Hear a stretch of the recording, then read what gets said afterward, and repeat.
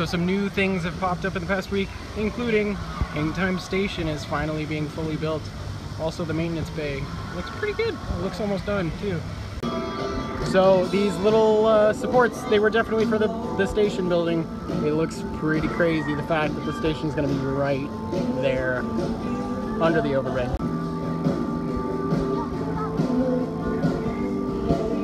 Now looking at this overbank again, I could see it actually being called an inversion. I think it inverts more than the dive loop, to be honest. That looks like 150 degrees at least, so I don't know. We'll see what they say.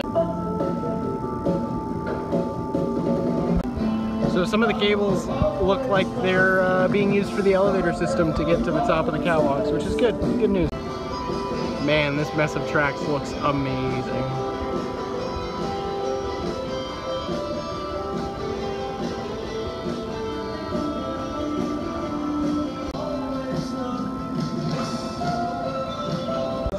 So man, these head choppers look closer and closer every time we come. There's two in that shot right there alone.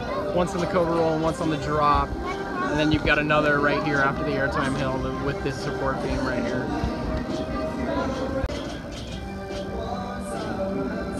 Even I've noticed just how steep they are.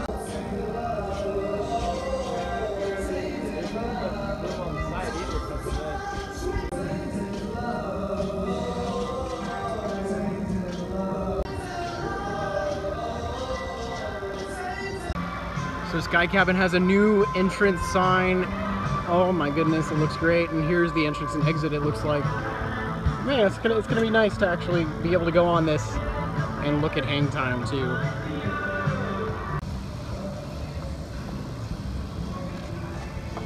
The station for Hangtime is gnarly. It's like super tiny. Like it's legitimately like the tiniest station I've ever seen.